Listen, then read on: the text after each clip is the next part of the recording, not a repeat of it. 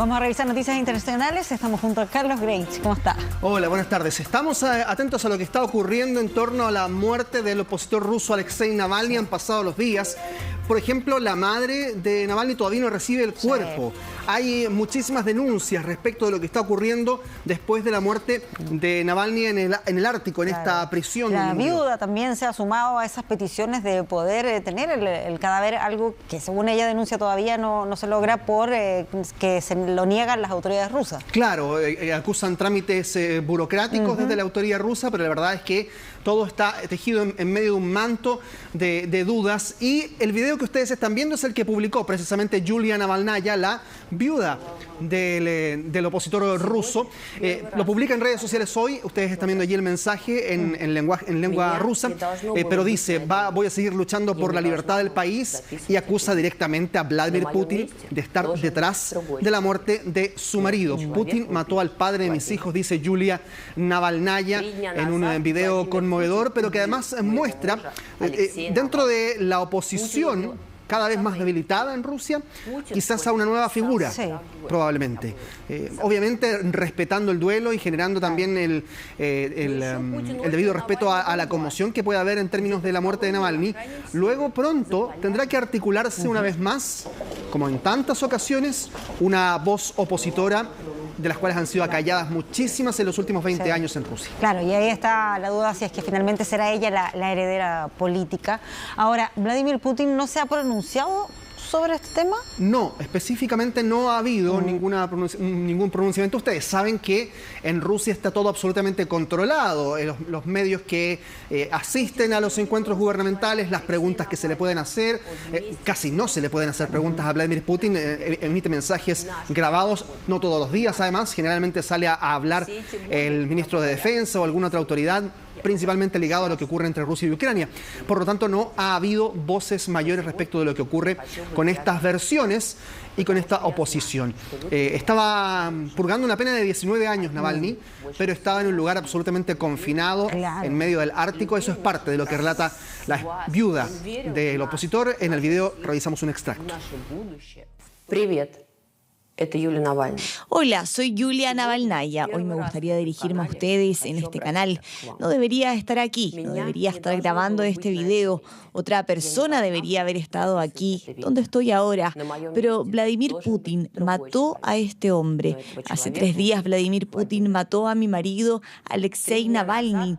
Putin mató al padre de mis hijos. Putin me arrebató lo más querido que he tenido nunca, el hombre más cercano y querido.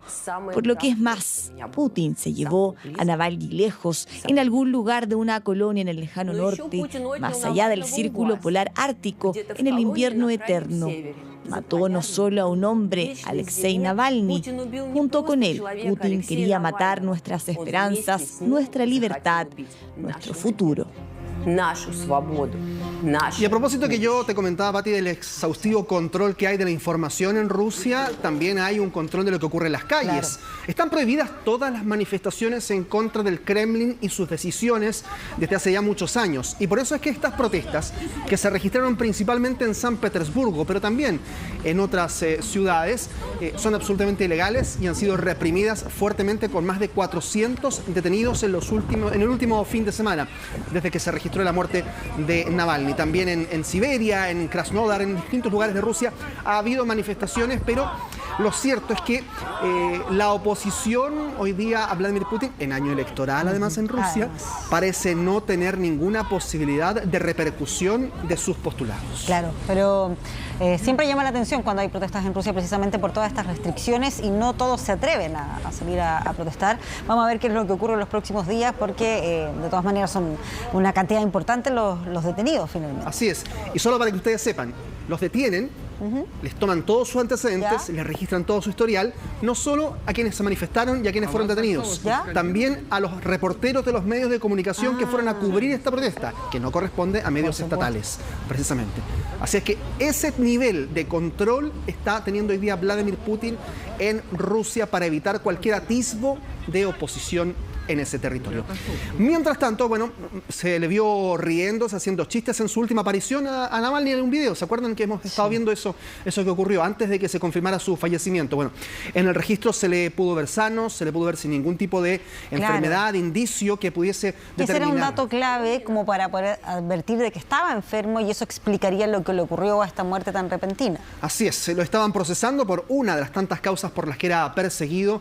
Vamos a revisar ese registro y lo que ha ocurrido también en las últimas horas. Aparentemente sano y sin ningún tipo o indicio de enfermedad. Así se le podía ver y escuchar a Alexei Navalny en su última aparición pública antes de que se confirmara su fallecimiento el pasado viernes. El registro fue grabado un día antes de que se produjera su deceso por síndrome de muerte súbita, según informaron desde Rusia.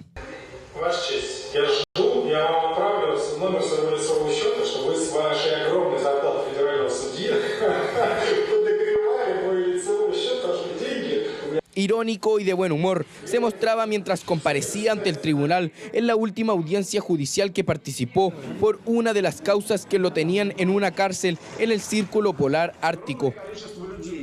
Han sido varias las autoridades que se han referido a su muerte. El canciller chileno Alberto Van Klaveren fue uno de ellos y utilizó su cuenta de Twitter para hacer sus declaraciones.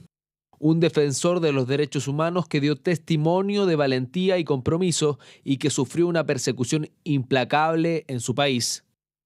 Pero no fue el único que se refirió sobre Navalny y a las extrañas circunstancias de su fallecimiento. El presidente de los Estados Unidos, Joe Biden, fue claro a la hora de responsabilizar a Putin por la muerte del opositor ruso.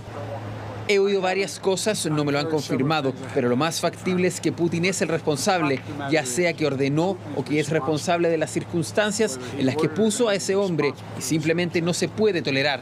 Según el relato oficial del servicio penitenciario, Navalny salió a dar un paseo cuando, sin previo aviso, se sintió mal y perdió el conocimiento, lo que provocó que cayera al suelo. Sin embargo, esta versión no deja conforme a la familia ni a los seguidores del líder opositor y levanta bastantes sospechas. Por lo mismo, a través de su vocera, la familia exigió a las autoridades que hagan entrega del cuerpo y así poder determinar las causas que llevaron a la muerte del principal opositor al gobierno de Vladimir Putin. El cuerpo fue llevado por una comisión investigadora y están realizando algún tipo de investigación con él. Ahora mismo no tenemos acceso al cuerpo y no sabemos con certeza dónde está. Exigimos que las autoridades rusas entreguen inmediatamente el cuerpo de Alexei a su familia. A pesar de la petición de la familia, la ausencia de una autopsia oficial dilataría los procesos de devolución del cuerpo. Por esto, las autoridades informaron que mientras la investigación no concluya, no entregarán el cuerpo de Alexei Navalny a la familia. Vamos a hablar de Israel, porque vamos a hablar de una nación que ha declarado durante esta jornada persona non grata al presidente de Brasil, Luis Ignacio Lula da Silva. Claro, ¿qué es lo que ocurrió? Las palabras de Lula fueron las que sacaron ronchas y muchísimas quejas al interior del gobierno de Israel, porque en un discurso realizado en una cumbre africana de naciones, dijo que la ofensiva israelí, aquella que comenzó el 7 de octubre, era comparable a un genocidio como el Holocausto, por ejemplo. Y eso ha generado una reacción de inmediato de el ministro de Relaciones Exteriores de Israel, Israel Katz, quien de inmediato ha llamado al embajador para pedir explicaciones. Y la reunión la hace en el Museo del Holocausto, que ustedes veían ahí que están recorriendo, porque es un lugar obviamente trascendental para Israel y para su historia.